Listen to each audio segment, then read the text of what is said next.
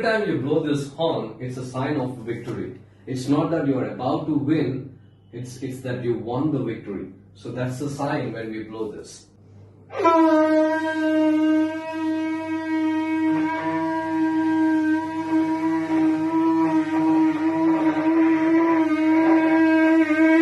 Pray for you. Before that, let me read for you. Joshua chapter 6 verse 20. When the trumpet sounded, the army shouted. At the sound of the trumpet, when the men gave a loud shout, the wall collapsed. So everyone charged straight in, and they took the city. Amen. Everyone, they took the city. What does it mean? It means that whatever the challenge that you're facing in your life, you can take over it. Today is your day. Let me pray. Father, in the name of Jesus, Lord, I pray for the person who's on the other side, Father, Lord.